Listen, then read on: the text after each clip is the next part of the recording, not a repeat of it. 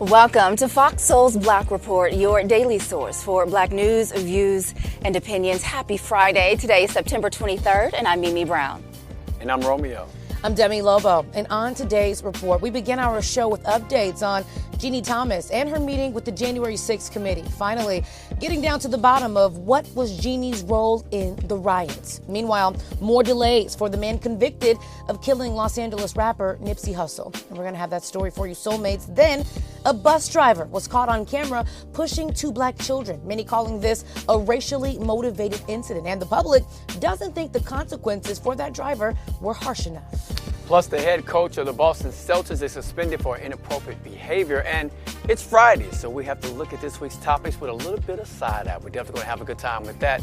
We have all of that and so much more. This is our voice and our truth, so let's get it.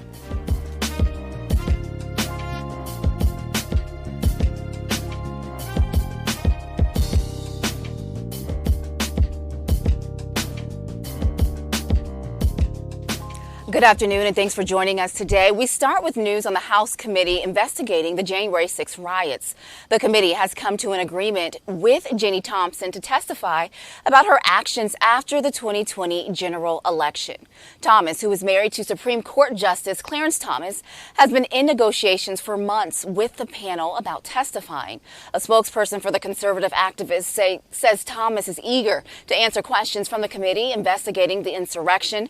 Thomas was one of the organizers of the Stop the Steal rally headed by former President Donald Trump. The rally preceded the attack on the Capitol, and emails discovered by the Washington Post show Thomas contacted election officials in Arizona, Wisconsin about overturning the election, overturning Joe Biden's win. We know we've been talking about that a lot here on the show. I'm actually surprised that she's testifying. I did not think that we would see this, but her attorney wants to stress that she is voluntarily testifying or talking to the committee. I shouldn't even say testifying because she's just talking to the committee, answering some questions. I expect there to be a lot of I plead the fifth, things going on there as well.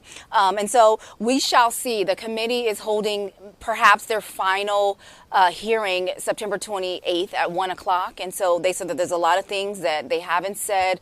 There's a lot of interviews and witnesses that they haven't brought forth. And so they want their time to do that. And we're supposed to find out more information on what that looks like on September 28th. Mm-hmm. Mimi, I'm actually not surprised that she agreed to have a meeting. I believe that the block is hot, as they say, in the streets. And so I do believe that she had to agree to have a conversation. If she didn't agree to have a conversation, then she looks as if she is, in fact, guilty, which we already know that she is. But I do believe that she had to take this meeting, just like Herschel Walker, for example, had to make sure he did the debate, even though we already know what the truth is. Now, what you are absolutely right, and what I agree with you on, is that I do believe she's going to give us very much so a lot of I plead the fifth and a runaround with what's truth and trying to, cover her tracks with a lot of things. But I'm not really surprised that she took the meeting. She had to do this to make it seem as if she was, not guilty of what she did. Well, those emails and records that indicate that she may be involved with fake electors and things like that. But the question is, will she answer the questions, which we all are saying right here.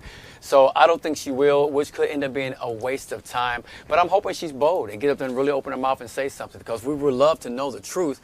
And I still don't understand what goes on within her and her husband's household, since they claim they don't really talk about it. They have two different point of views. Like, somebody needs to take the lead in that home and put their foot down, because what she's doing right now is totally out of pocket. But we'll see what happens. Romeo, I think she does wear the pants, actually. I do believe that she wears the pants, because you think about Clarence Thomas, he could have been, if he felt strongly enough, he could have spoke up about what he feels, about what happened with the election. He could have spoke up and said, and voiced his opinion, but he has not. He stayed mute and kind of in her shadow. So I believe that she runs the pants, and she wears the pants. She runs the household, and he's kind of just trickling along and trying not to get fired.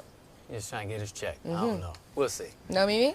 Mimi, no comment. Listen, Mimi, no comment. I believe he's showing us what he thinks because he's the only judge who is, voting in her favor and refusing to recuse himself. Yeah. So I think that, there's a lot of pillow talk going on. Mimi pleads the fifth, too. She's like, we all plead the fifth on that. I agree. Now, soulmates, we see what it is. We do. We absolutely do. Now, a day after an appeals court lifted a hold on the Justice Department's use of classified documents in its investigation of Donald Trump, several GOP GOP leaders are raising concerns about the former president. The concerns come after Trump sold Sean Hannity on Fox News Wednesday that he could simply declassify those secret records found in his Mar-a-Lago residence by, quote, thinking about it. Trump's comments were in response to the court's overturning of a lower court's order to strictly limit the DOJ's probe into Trump's handling of the records. GOP Senator Tom Tillis, who sits on the Senate Judiciary Committee, disagreed with Trump, saying that there is a process by which a president must take in order to declassify those secret documents. Well, Wisconsin Senate hopeful Mandela Barnes is removing the names of 2 law enforcement officers from the list of endorsers his campaign has claimed. One of the officers is not supporting a Democrat. A conservative website brought to the light that John Siegel, police captain in La Crosse, Wisconsin, is not endorsing lieutenant governor in his race against Senator Ron Johnson.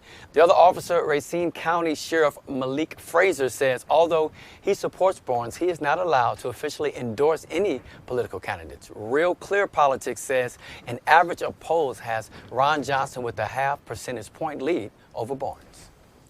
And Democrats are quietly optimistic about capturing North Carolina's open Senate seat. Democrat Sherry Beasley leads her GOP opponent Ted Budd by 1 percentage point in new polling. 49% of likely voters in the state favor her compared to 48% for Budd.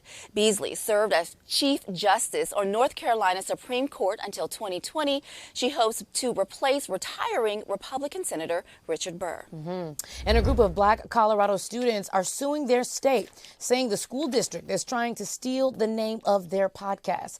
The social justice podcast called No Justice, No Peace has become a hit since it started airing after the death of George Floyd. The 4 students behind the podcast have received national recognition. Now, lawyers for the students say that the Denver Public School District filed 3 trademark applications for the name of the show.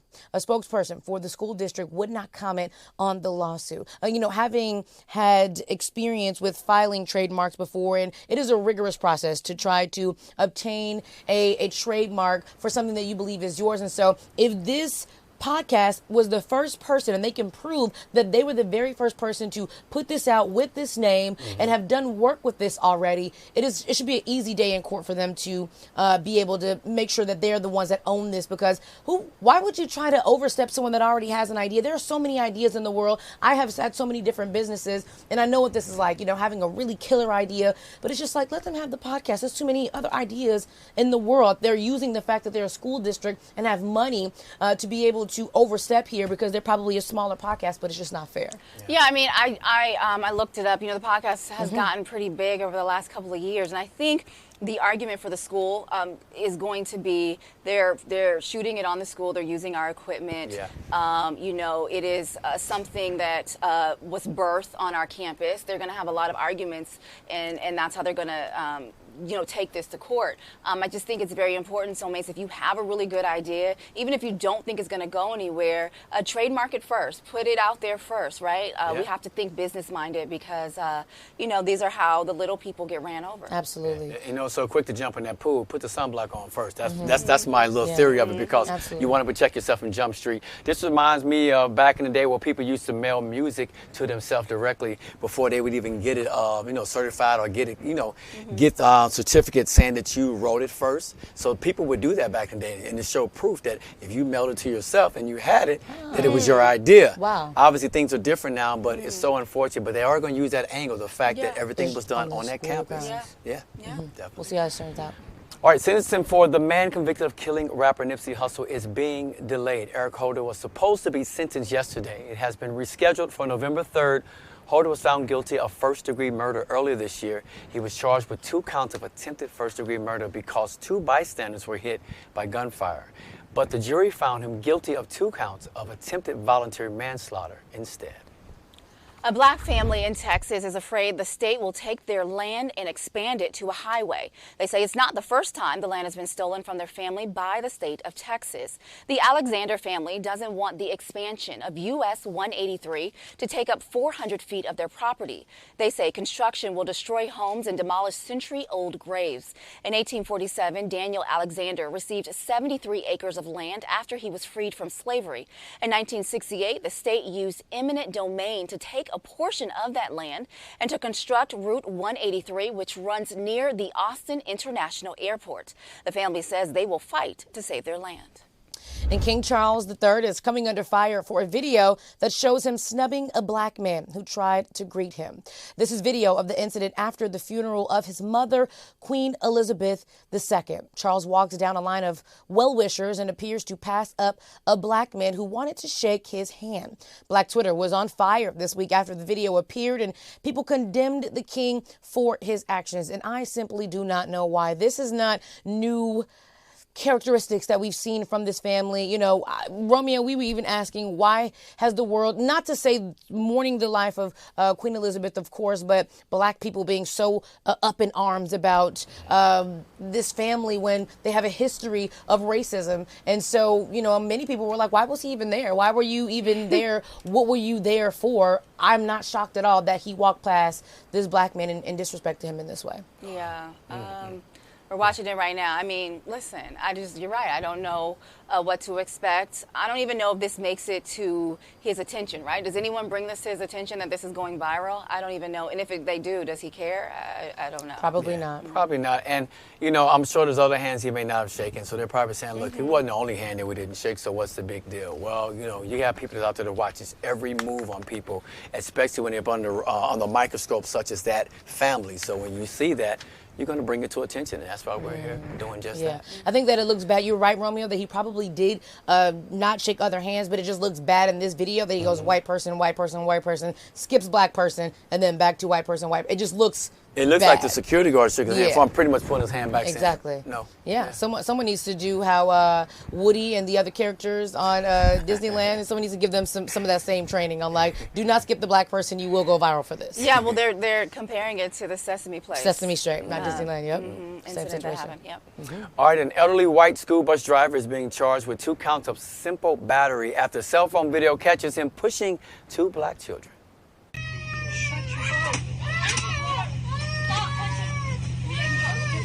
Get back there.